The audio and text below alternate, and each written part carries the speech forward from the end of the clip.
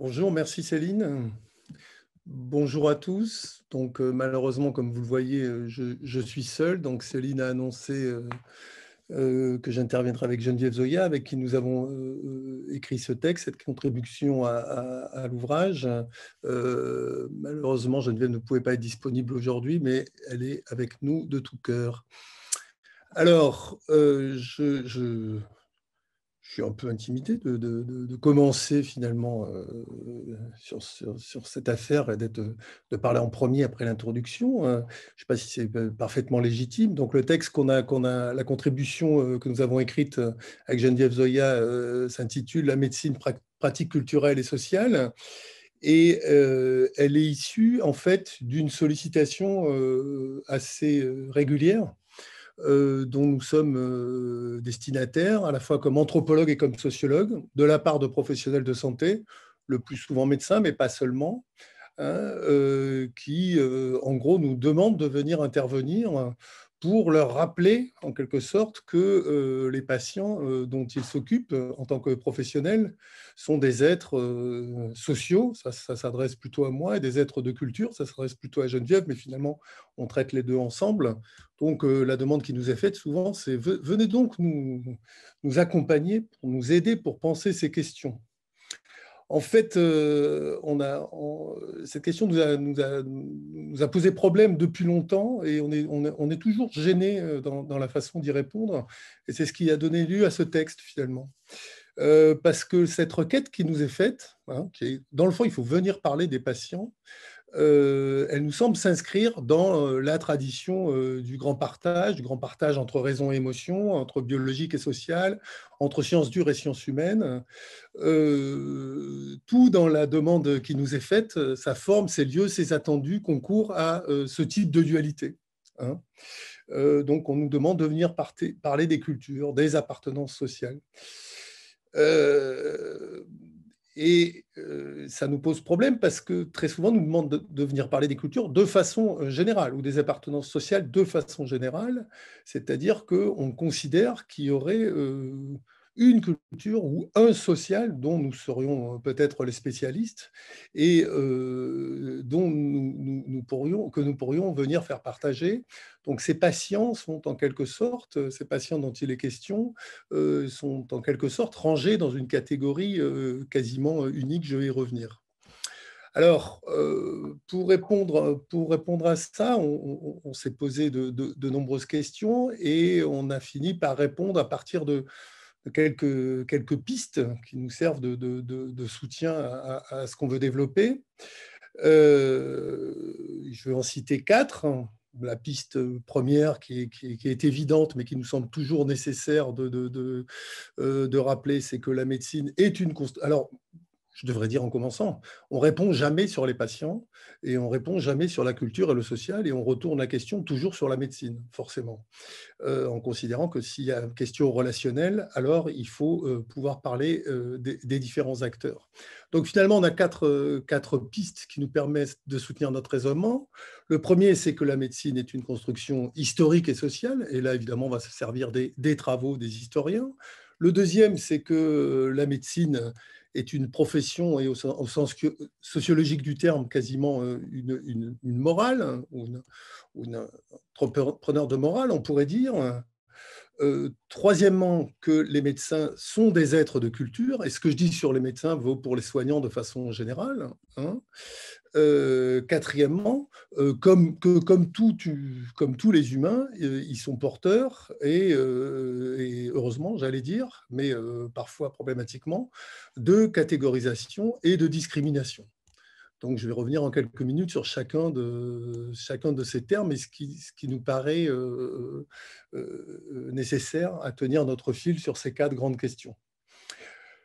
Euh, pour la dimension historique, qui est le fait de finalement rappeler toujours, et ça, on ne s'appuie pas sur nos propres travaux, mais évidemment sur les travaux des historiens notamment, il nous paraît essentiel de rappeler systématiquement comment le grand récit de la médecine, comme émancipation de la nature, par l'arrachement à l'emprise des grands flots épidémiques, structure le discours médical qui, au nom de la science, va revendiquer le monopole de la pensée et de l'action sur la vie humaine. Hein. Dans ce sens-là, nous insistons sur le fait que l'avènement de la médecine triomphante n'est pas tant une rupture qu'un prolongement du religieux, hein, en quelque sorte à la visée religieuse d'un soin des corps comme moyen d'atteindre le soin des âmes, succède progressivement un dessein médical où le traitement des corps est simultanément traitement du corps social. La médecine apparaît à son tour comme un salut prolongeant son héritage religieux. L'étude de la vie au laboratoire agit désormais comme modèle de l'action médicale. On pourrait dire à la fois du côté de l'individu, ça c'est le côté Claude Bernard, hein, avec la physiologie bernardienne, et du côté de la bactério-pastorienne, du côté du collectif et de l'hygiénisme qui deviendra santé publique. Hein. Donc, dans ce sens-là, dans cette dimension historique, nous insistons sur le fait que l'État incarne la culture universelle, la raison, la science, l'hygiène, la langue nationale, on peut décliner à l'infini, le progrès, hein, tandis que de l'autre côté, dans ce grand partage, il y aurait les solidarités mécaniques, hein, pour parler en durkheimien, la culture locale, les familles, les superstitions, les religieux, les pratiques traditionnelles, les parois, les patois, l'hérédité, etc.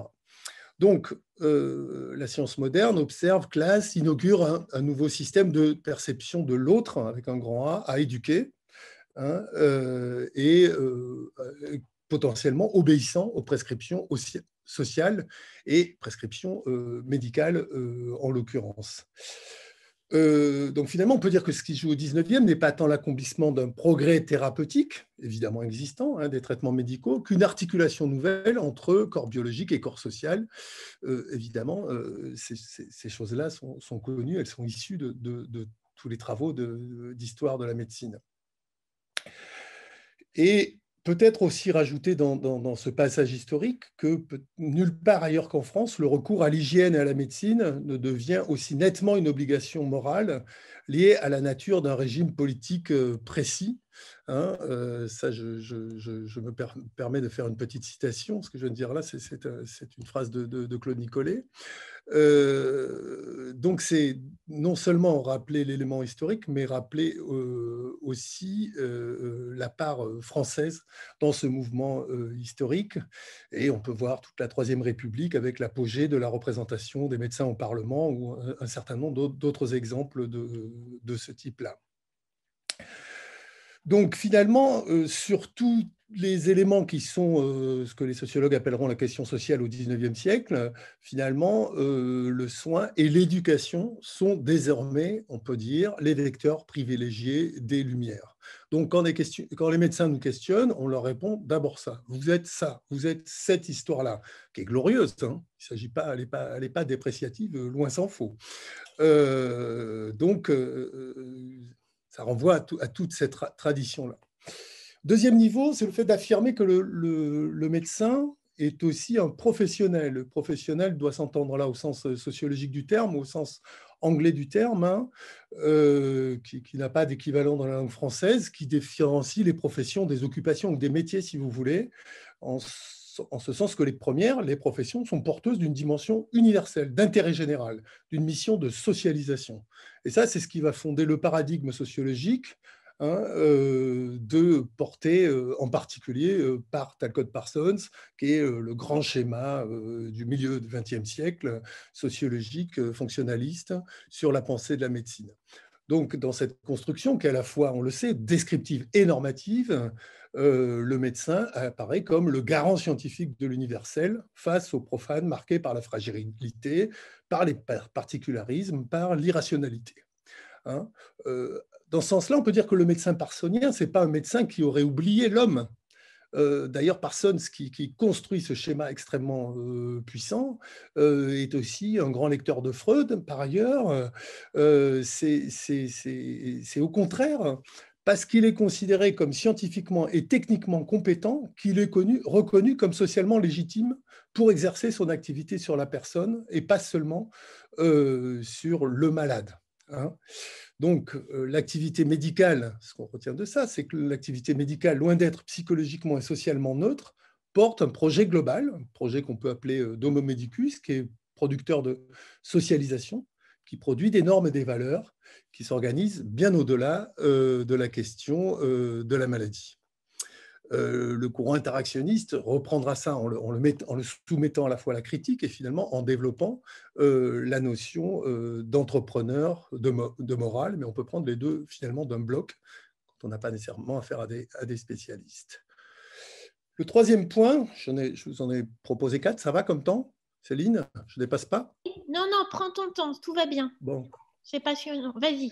Le troisième point consiste à affirmer que la culture sur laquelle nous sommes questionnés, ce n'est pas seulement la culture des patients, c'est évidemment la culture de chacun de nous, donc également la culture des médecins. Et de façon générale, le modèle médical consacre une certaine expérience de la maladie qui est définie par des logiques, des normes de la médecine en fonction de sa nosologie, de ses traitements, mais aussi de ses conceptions de la santé et de la maladie, de ses valeurs morales et enfin de ses institutions, ses organisations de soins. Donc, ce regard, ce modèle fondé sur la pathologie, bien logiquement, évidemment, conduit à laisser de côté ce qu'on appelle aujourd'hui et qu'on regarde de plus en plus comme, par exemple, du point de vue sociologique, les inégalités sociales de santé, ainsi que les façons situées et différenciées d'endosser les rôles de malade et de médecin. Les enquêtes en sociologie, en anthropologie de la santé, depuis plus d'un demi-siècle, montrent que la neutralité du professionnel est une fiction, puisque c'est bien de ça dont il s'agit. Chercher la culture de l'autre, c'est de penser qu'il ne serait pas neutre, alors que moi-même, je serais neutre. C'est finalement la même question qui se pose sur cette grande thématique toujours à re-questionner, qui est celle de la laïcité.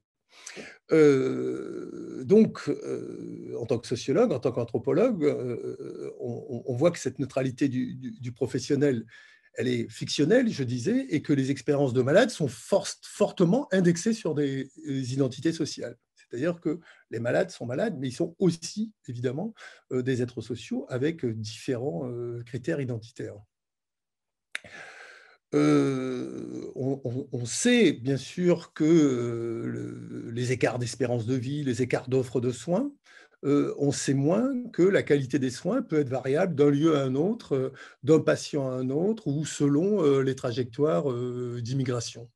Hein, par exemple, des choses qui sont aujourd'hui étayées, les taux de césarienne plus élevés dans la catégorie des femmes classées comme africaines que dans la catégorie générale des femmes, la non-proposition de contraceptifs qui peut être fondée sur une perception racialisante aux femmes roms. Tout ça sont des exemples qui viennent étayer cette neutralité problématique ou fictive. On peut dire que là, il y a vraiment un lien entre la profession médicale et la tradition politico-juridique républicaine, au nom de l'indivisibilité de la nation ou au nom de l'indivisibilité de la science, finalement. On interdit ou on rend difficile toute forme de recherche sur les différences de traitement qui vont être liées aux appartenances ethniques. Hein. Il en va de même pour les programmes de prévention ou d'action sanitaire spécifiques. On a entendu souvent, et là on se fonde plus spécifiquement sur des enquêtes que nous avons menées avec Geneviève Zoya dans les quartiers d'aujourd'hui, hein, les quartiers prioritaires français aujourd'hui, que ce soit en région parisienne ou que ce soit en Occitanie, finalement un regard spécifique. On entend souvent des médecins se placer comme une sorte d'avant-garde républicaine, garante de la neutralité. C'est des choses qui sont très fréquentes.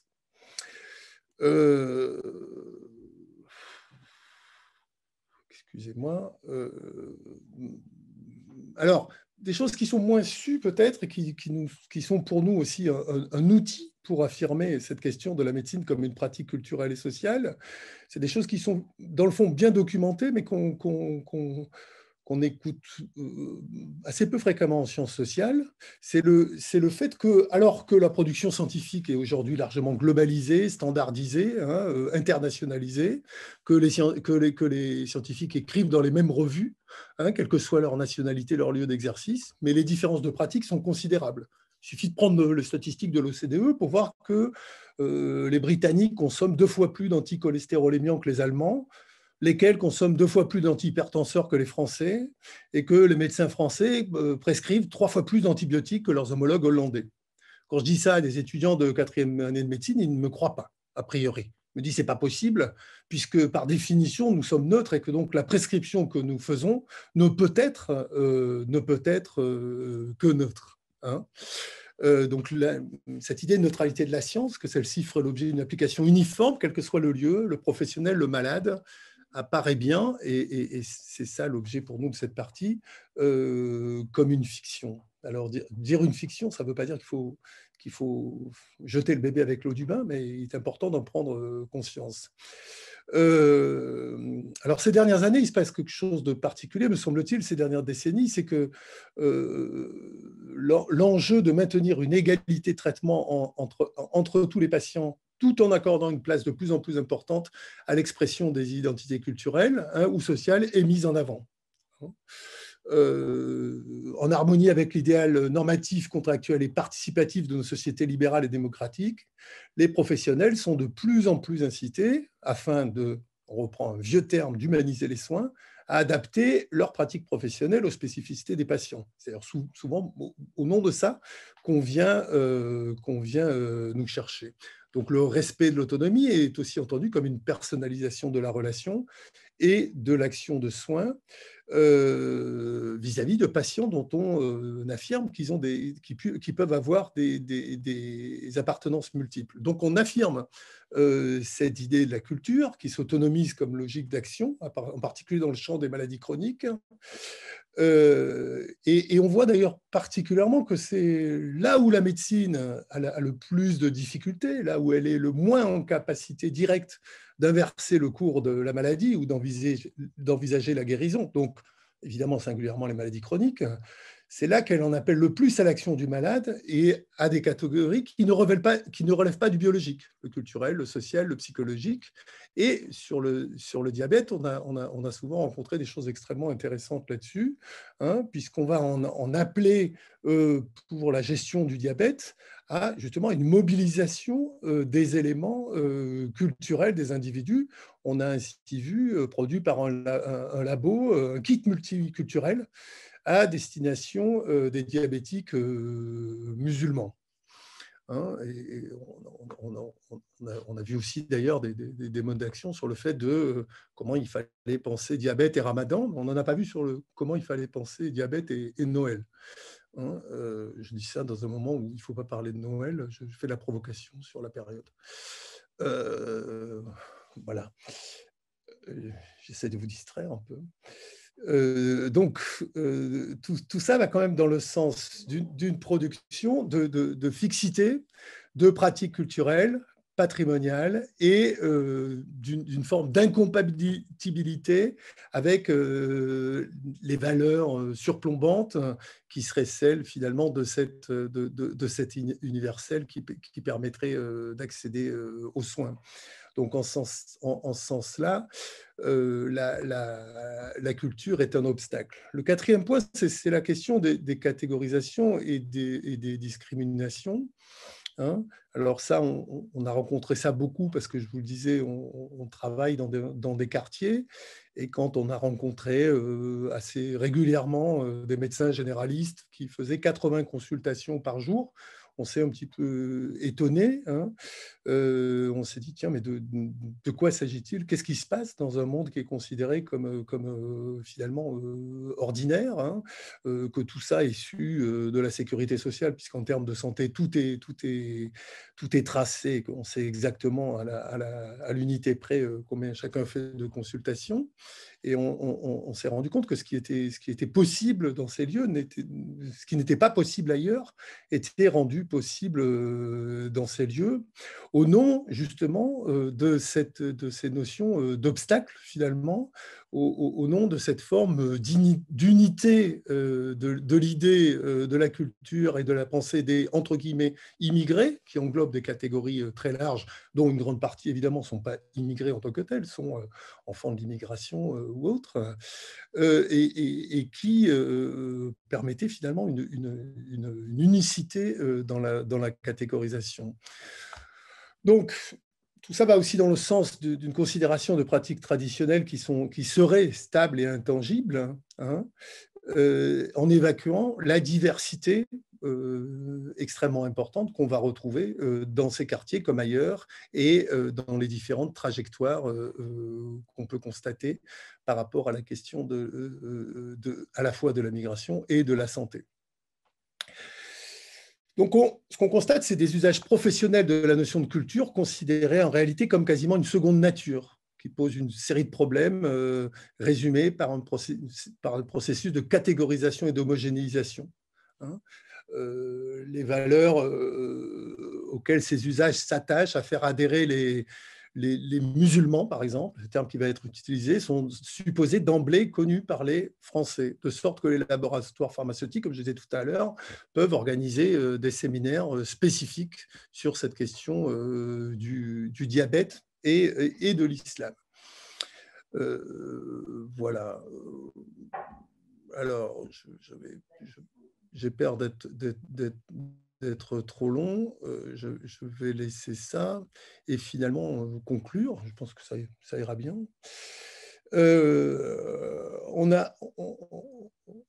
Notre propos, c'est quand même essentiellement, enfin, je veux dire, notre thèse, c'est qu'il ne faudrait pas se tromper de questions ou de réponses plutôt. On n'a pas l'impression que la médecine se développe en oubliant l'homme, mais on a l'impression inverse. Hein, et depuis son histoire ancienne jusqu'à aujourd'hui, et là on est parti du 19e seulement, mais qu'au contraire, c'est en construisant ses propres définitions des appartenances individuelles et collectives qu'elle se construit.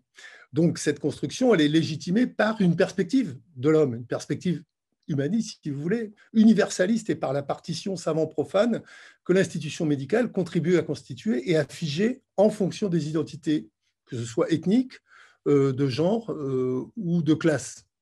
Hein, alors, on sait, je vais redonner encore quelques exemples qui sont connus, mais qui sont pas, on n'a pas débusqué nous-mêmes, mais que quand on apprend que les lobotomies qui ont été effectuées en France, en Belgique et en Suisse l'ont été en immense majorité sur des femmes, que le clitoris a quasiment disparu du paysage anatomique pendant un siècle, comment on peut pas penser qu'il y avait là une perspective endogène de la nature féminine. C'est non pas qu'on ne considérait pas les humains ou les femmes, c'est qu'on leur donnait, on les mettait dans une catégorie bien particulière.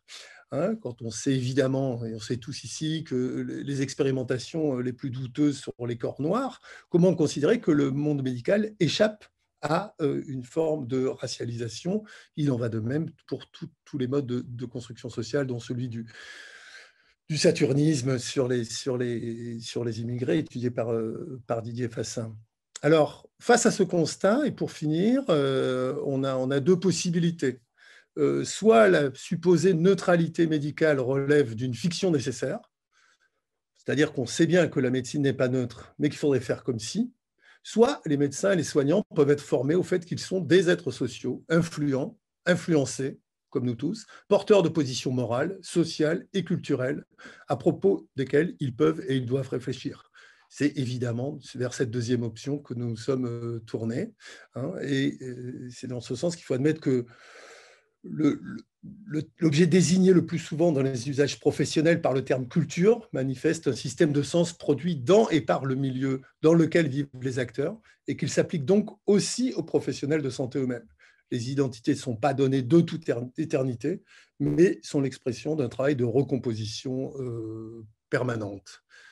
Donc, et pour finir, on pourrait dire que c'est une facilité de considérer que les sciences humaines et sociales contribueraient naturellement à la construction de la réflexivité, qu'elle conduirait de fait les professionnels à s'interroger sur leurs pratiques, leurs expériences de travail.